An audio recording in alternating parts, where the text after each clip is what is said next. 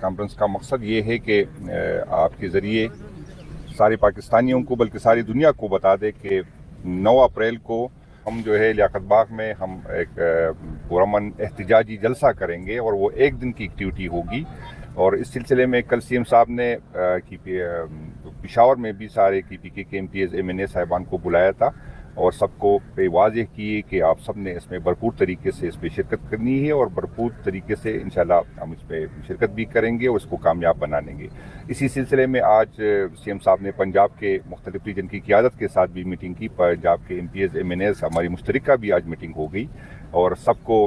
یہ بتایا گیا ہے کہ یہ چونکہ اسی دن 4 سال پورے ہو گئے ایک ایسی حکومت جس میں عوام کو جو ہے مہنگائی کا بوجھ نہیں تھا, ایک ایسی حکومت جو عوام کی امنگوں کی ترجمان تھی, ایک ایسی حکومت جس میں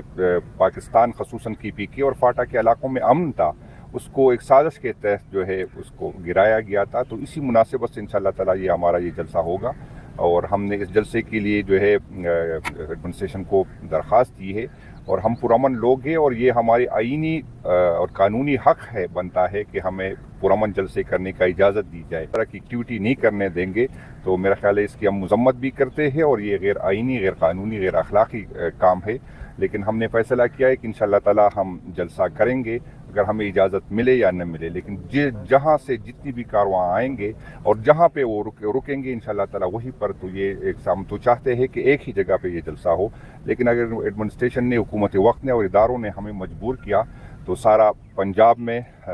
جگہ جگہ پہ جہاں پر ہمیں رکا جائے گا انشاءاللہ تعالی اس پہ وہیں پہ ہم جلسہ کریں گے. لیکن سب کو یہ بتا دیں کہ یہ ایکٹیویٹی ہماری پرامن ہے اور یہ ایکٹیویٹی ایک دن کی ہے اور 9 اپریل کو چونکہ ہم نے ریاست سے بہت کوشش کی, اب مفاہمت کی کوشش کی, اس کے باوجود ہمیں جو ہے کچھ نظر نہیں آ رہا, ہمیں سیاسی سپیس نہیں دے رہے, ہمیں پارلیمنٹ میں بولنے نہیں دے رہے, ہمیں جو ہے جلسے جلوس کی اجازت نہیں ہے, ہمارے جو ہے